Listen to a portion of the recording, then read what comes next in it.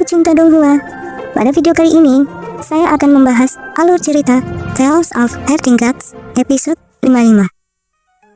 Langit dipenuhi cahaya keemasan ketika lonceng suci sekte Dewa Suci Langit bertentang 12 kali, menandakan lahirnya era baru.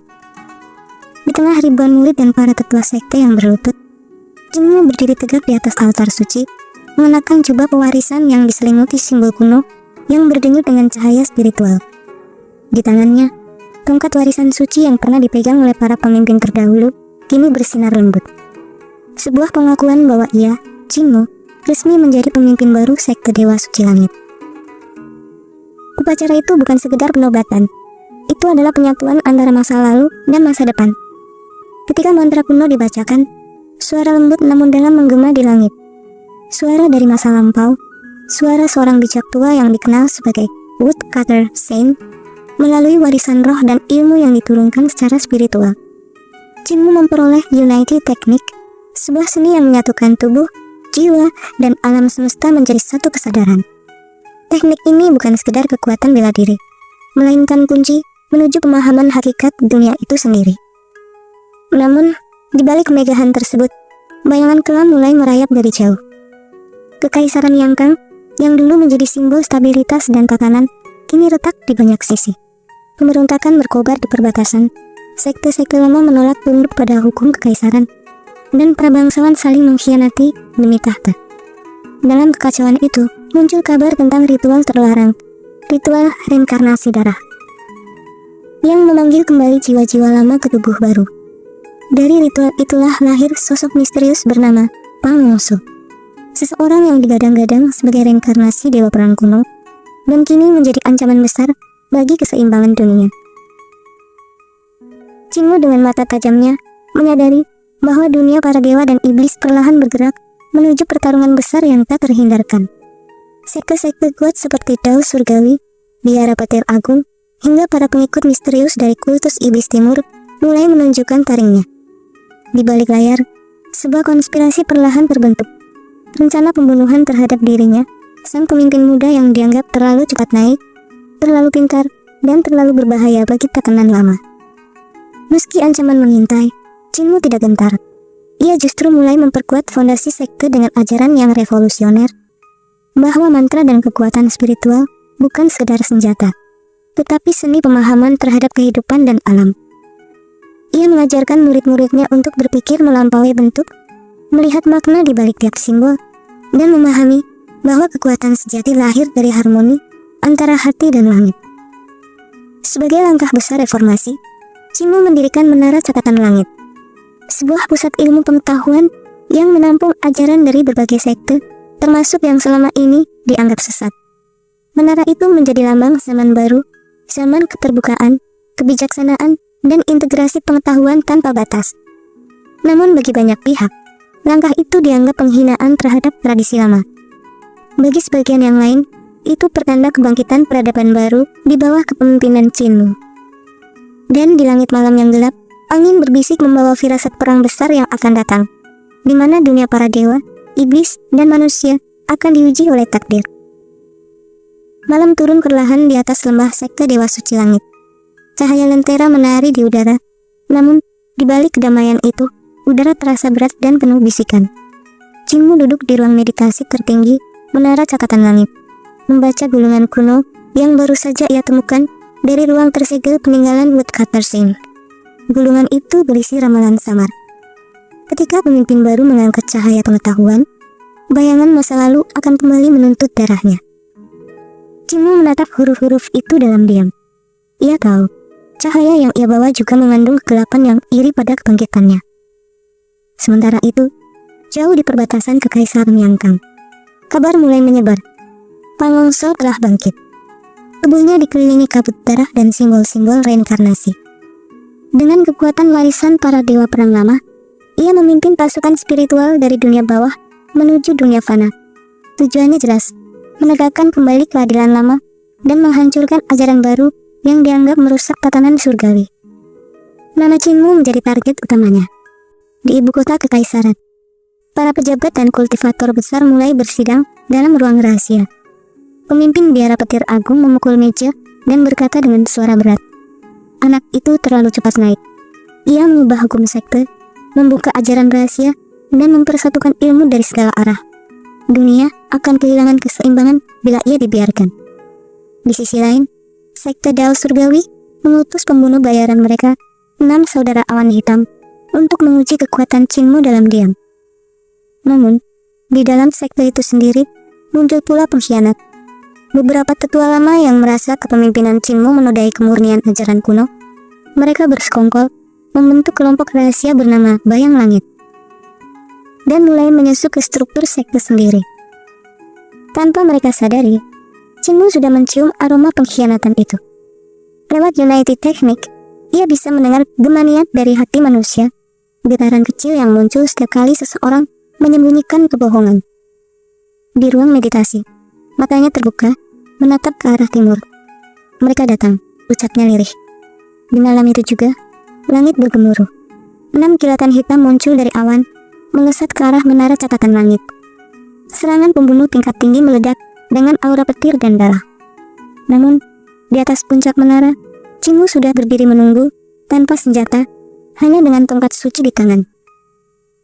Satu gerakan tangannya membelah udara, United Technique diaktifkan. Dalam sekejap, langit dan bumi menyatu dalam satu nafasnya.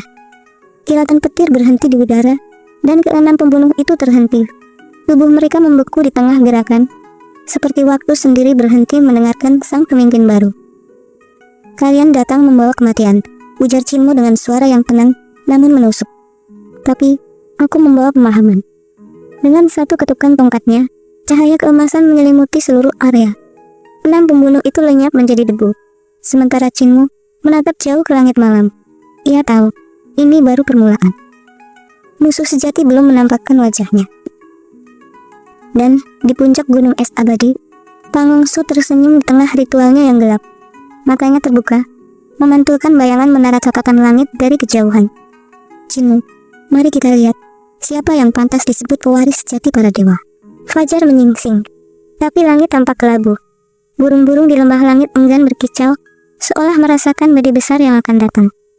Qinmu berdiri di puncak menara catatan langit, menatap jauh ke utara, arah di mana gunung es abadi berdiri, tempat kabar bangkitnya Pangongsu berasal. Aura dunia bergetar. Udara di sekelilingnya menegang seperti busur yang siap dilepaskan. Sementara itu, di puncak gunung es abadi, Pangongsu membuka matanya perlahan. 2 pusaran hitam berputar di dalam irisnya, memantulkan simbol kuno yang berdenyut dengan darah. Di belakangnya, berdiri pasukan spiritual, makhluk-makhluk reinkarnasi dari era kuno yang terlahir kembali melalui ritual terlarang. Mereka menyebutnya sang penuntut cahaya lama. Langit biru milikmu terlalu terang, Qinmu, gumam Pangongsu dingin. Saatnya, bayangan menuntut kembali dunia yang kau ciptakan. Sementara itu, di Kekaisaran Yangkang, situasi semakin genting. Reformasi yang dipicu oleh ajaran baru Qinmu telah mengguncang tatanan politik dan spiritual. Para pejabat tinggi, sekte-sekte besar, bahkan guru negara kekaisaran terbelah dua. Sebagian mendukung ide keterbukaan pengetahuan, sebagian lagi ingin mengembalikan era kuno, di mana hanya kaum suci yang berhak atas ilmu ilahi. Di tengah kekacauan itu, menara catatan langit menjadi simbol pertentangan.